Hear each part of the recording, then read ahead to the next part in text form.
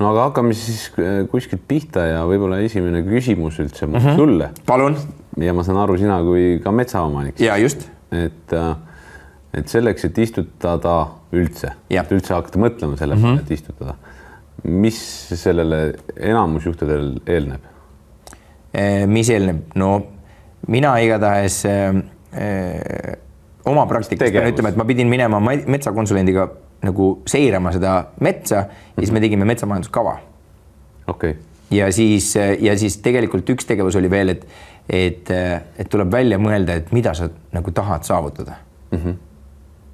Ja ma mingil põhjusel arvan, et 90% juhtudest sul on tarvis teha ka uuendusraie, ehk siis me räägime lageraiest. See võib olla tõesti. Et kui me räägime sellest, et sa hakkad planeerima istutust, siis tõenäoliselt on seal eelnev tegevus. Sina kui erametsaomanik, sa oled teinud tõenäoliselt lageraie. Minul oli selline, minnes täiesti, no meil on aususe teema, minnes detaili, et siis minu eest minu isa oli selle lageraide ära teinud osades kinnistustes. Jah, okay. Just. Ja siis mina ütleme, ma olin nagu eelisseisus selles mõttes, et see suur osa oli just kui minu poolt minu jaoks ära tehtud, et ma sain minna suhteliselt otse sellele istutusprotsessi juurde. Olgu.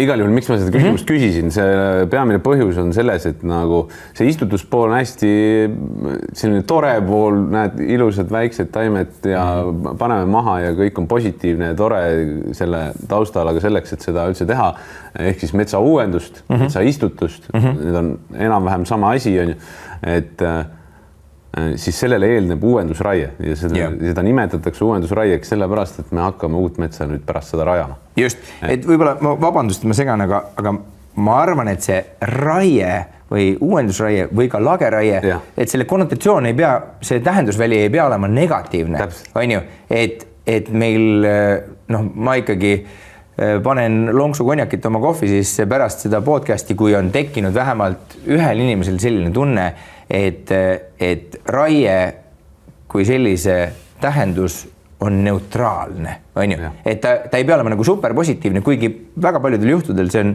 võib-olla et ainukene asi, mis päästab, on ju? Aga et oletame, et ühel vaatajal on selline tunne, et okei, et järgmine kord, kui raie öeldakse, et siis ta ei tule punnid näkku, vaid on ikkagi, et see on neutraalse, on ju sellise, see on nagu kujutad ette, et tahan ehitada maja, mul on kinnistu, siis seal on mingid varemed ja nüüd see lammutus oleks hästi halb.